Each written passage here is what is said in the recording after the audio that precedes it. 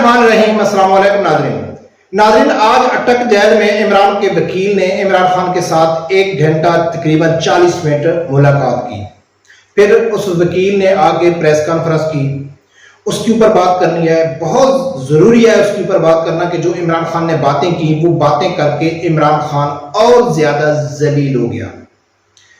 दूसरे नंबर पे नाज़रीन के एक आम कैदी की जेल में सबसे बड़ी ख्वाहिश क्या होती है और एक लीडर की सबसे बड़ी क्या ख्वाहिश होती है, किस चीज का उनको इंतजार होता है, इसके ऊपर बहुत जरूरी बात करनी है। साद रिजवी साहब और इमरान खान की जो जेल का मवाज़न है वो करना है। और सबसे जो बड़ी और दिलचस्प बात जो ये सामने मुझे नजर आ रही है इमरान खान की बातें सुन के जो उसके वकील ने की है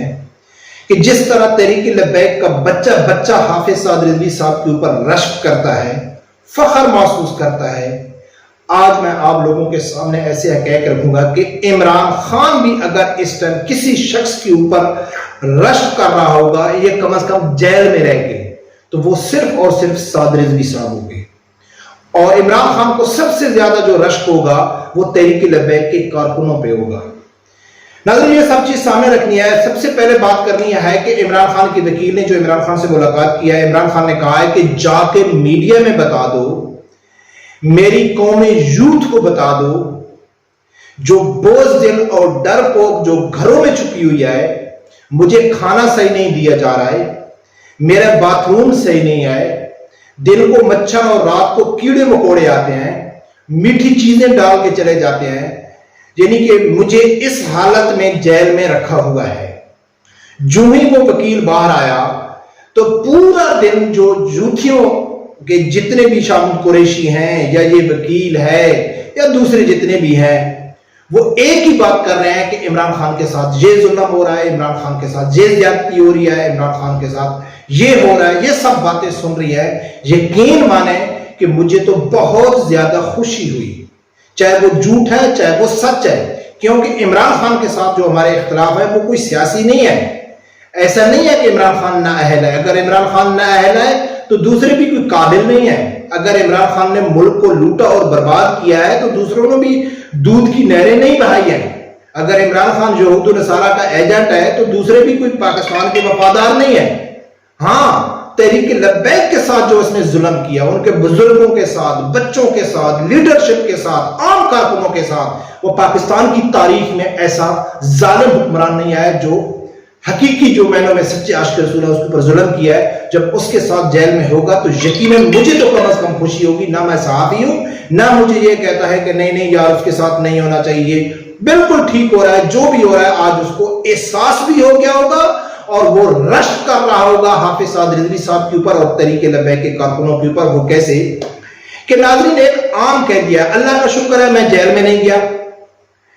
अल्लाह लेके भी ना चाहे, लेकिन इतना हमको मालूम है, कई दोस्त हमारे गए हैं कि एक जो आम कैदी होता है वो जेल में होता है तो उसको सबसे बड़ा जो जिस चीज का इंतजार होता है वो होता है मुलाकात का। हमारी मुलाकात के लिए कौन आता है, ये सबसे बड़ी एक कैदी की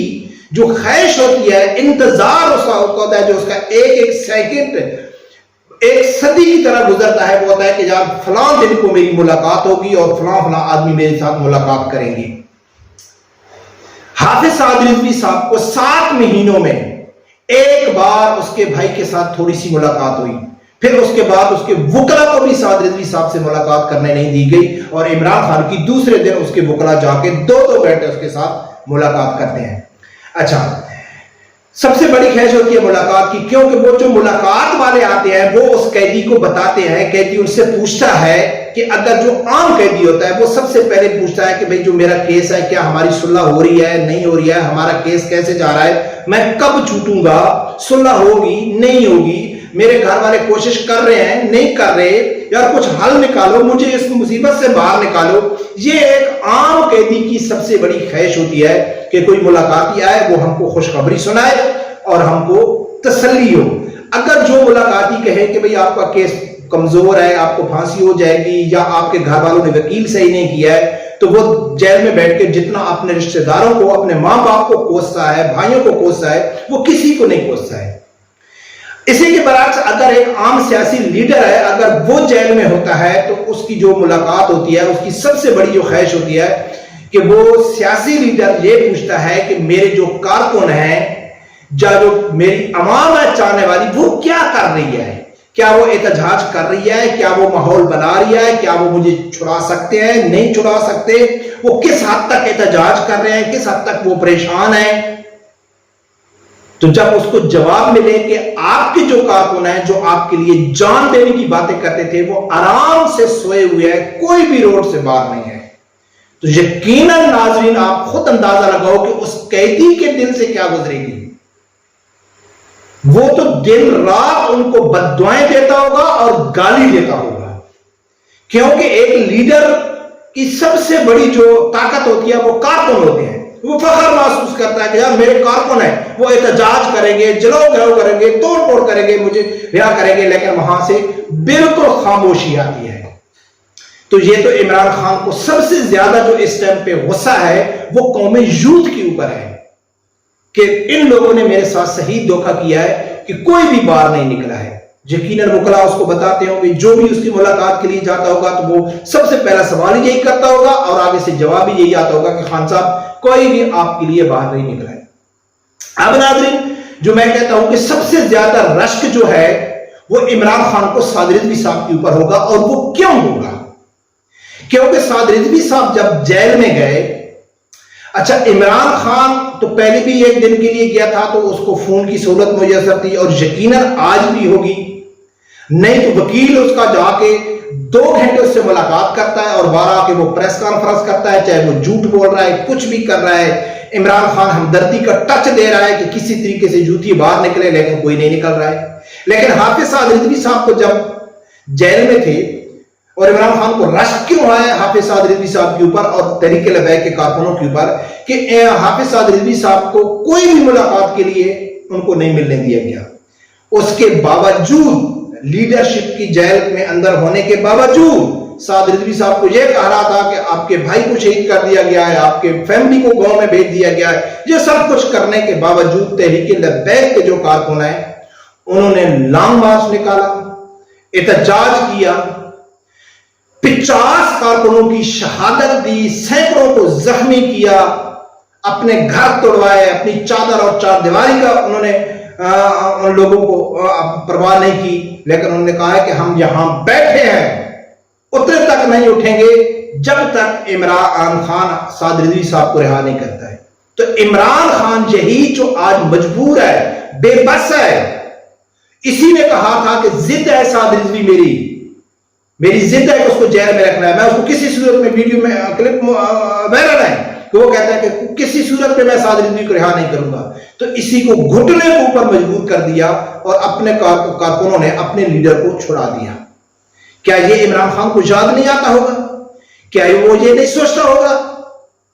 سوشل میڈیا کے اوپر بچے کو ہر آدمی تحریک لبیک کا نام لے کے، میں اس دن ویڈیو بتائی تھی کہ اب تو یوتھی بھی اس چیز کو مان گئے کہ ہمارے ساتھ جو ہو رہا ہے وہ تحریک لبیک کی وجہ سے ہو رہا ہے۔ تو یقیناً ناظرین یہ جو پورا میں سینیریو دیکھ رہا ہوں کہ عمران خان کو جو فخر ہو رہا وہ تحریک لبیک کے کارکنوں کے اوپر ہو رہا ہوگا کہ یار مرد کے بچے ہیں،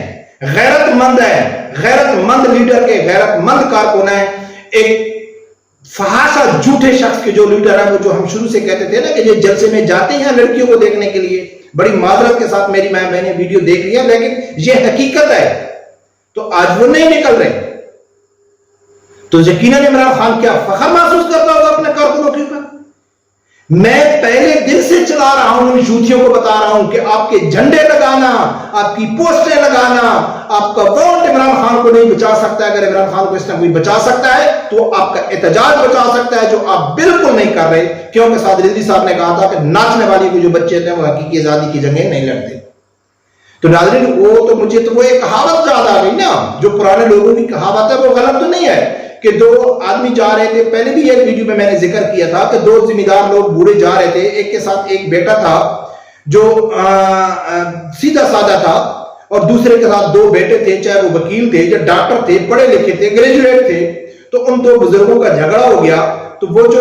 جس کے ساتھ ایک بیٹا تھا نا ان پڑھ، اس نے باپ کا ساتھ دے کے دوسرے جو بوڑھے تھے اس کے دانت نکال دیے، اور اس کے جو دو پڑھے لکھے بیٹے تھے وہ کہتے تھے کہ ابو آپ صبر کریں، ہم قانونی کارروائی کریں گے، آپ فکر مت کرو، ہم قانونی کارروائی کریں گے۔ اور اس نے باپ کے ساتھ مل کے ان کو پیلا نیلا کر دیا۔ تو بعد میں وہ اس کو کہتا ہے بھائی ادھر آؤ، خدا کے لیے میرا ایک بیٹا، دو بیٹے لے لو اور ایک بیٹا مجھے دے دو۔ تو آج یقیناً عمران خان یہی سوچتا ہوگا کہ جن کو میں مٹھی بھر کہتا تھا کہ یہ سعد رضوی صاحب جو مٹھی بھر جو آپ کے لوگ ہیں نا وہ مجھے دے دیں، اور جو 22 کروڑ لوگ میرے لیے جان دینے کے لیے حاضر ہیں وہ ان بزدلوں کو اور ان کو آپ رکھ لیں۔